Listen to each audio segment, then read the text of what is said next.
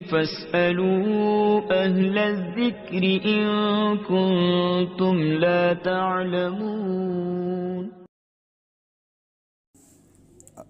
الحمد للہ رب العالمین والصلاة والسلام علی سید المرسلین اما بعد فاعوذ باللہ من الشیطان الرجیم بسم اللہ الرحمن الرحیم الصلاة والسلام علیک یا رسول اللہ وعلی آلک واصحابک یا حبیب اللہ الصلاة والسلام علیک یا نبی اللہ وعلی آلک واصحابک یا نور اللہ. سلسلہ انوار قرآن اور سلسلہ نمبر 22 سورۃ الفجر کی آیت نمبر 6 تا 13 میں ایک بیان کیا گیا ہے. الم تر کیف فعل ربک بعاد ارم ذات العماد التی لم یخلق مثلها فی البلاد وثمود الذین جابوا الصخر بالواد. کہ کیا محبوب تم نے نہیں دیکھا تمہارے رب نے عاد کے ساتھ کیا کیا، اور وہ ارم حد سے زیادہ طول والے کہ ان جیسا شہروں میں پیدا ہی نہیں ہوا. پھر آگے قوم سمود کا اللہ تعالیٰ نے ذکر فرمایا. تو اس حوالے سے یاد رکھیے گا کہ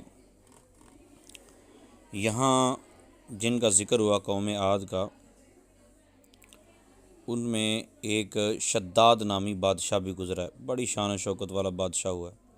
اس نے اپنے وقت میں تمام بادشاہوں کو اپنے جھنڈے کے نیچے جمع کر کے سب کو اپنا مطیع و فرما بردار بنا لیا تھا.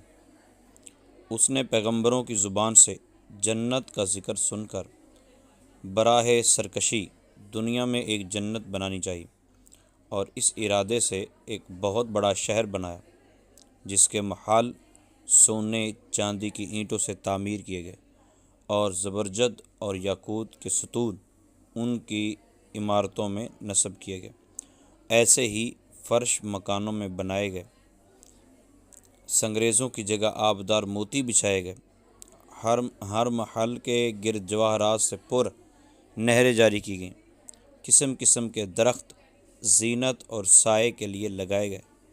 الغرض اس سرکش نے اپنے خیال سے جنت کی تمام چیزیں اور ہر قسم کی عیش و عشرت کے سامان اس شہر میں جمع کر دیے.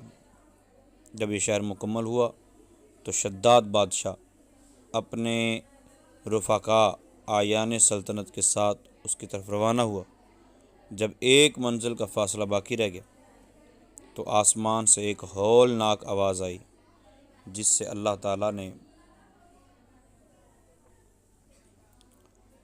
شداد اور اس کے تمام ساتھیوں کو تباہ و برباد کر دیا، ہلاک کر دیا، اور وہ اپنی بنوائی ہوئی جنت کو بھی نہ دیکھ سکا.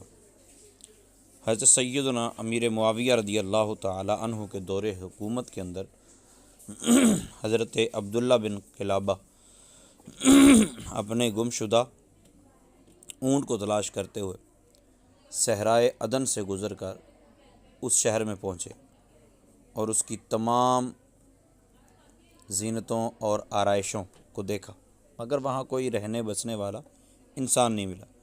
یہ تھوڑے سے جواہرات وہاں سے لے کر چلے آئے، اور جب یہ خبر حضرت امیر معاویہ رضی اللہ تعالی عنہ کو معلوم ہوئی تو انہوں نے عبداللہ بن قلابہ رضی اللہ تعالیٰ عنہ کو بلا کر پورا حال دریافت کیا، اور انہوں نے جو کچھ دیکھا تو سب کچھ بیان کر دیا.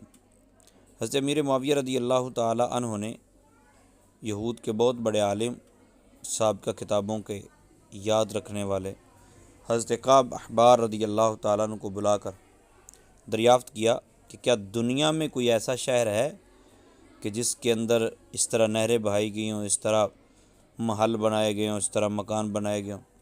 تو انہوں نے فرمایا ہاں نا، سورۃ الفجر میں جس کا ذکر ہے وہی تو یہ مکان ہے. تو یہ شہر شداد بن عاد نے بنایا تھا، لیکن یہ سب عذاب الہی سے ہلاک ہوئے اور اس قوم میں سے کوئی ایک بھی آدمی باقی نہیں رہا. اچھا، حضرت کعب احبار نے ایک اور جو انٹرسٹنگ بات بتائی وہ یہ تھی حضرت امیر معاویہ رضی اللہ تعالیٰ عنہ کو، کہ ہم نے اپنی کتابوں میں پڑھا کہ آپ کے زمانے میں ایک مسلمان جس کی آنکھیں نیلی، قد چھوٹا اور اس کے ابرو پہ ایک تل ہوگا، اپنے اونٹ کو تلاش کرتے ہوئے اس ویران شہر میں داخل ہوگا. یہ ہم نے اپنی کتاب میں پڑھا. اتنے میں عبداللہ بن قلابہ رضی اللہ عنہ آ گئے تو کعب احبار نے ان کو دیکھتے ہی فرمایا واللہ وہ شخص جو شداد کی بنائی ہوئی جنت کو دیکھے گا وہ یہی شخص ہے۔ تو پھر انہوں نے بتایا کہ ہاں میں یہ دیکھ کر آیا ہوں۔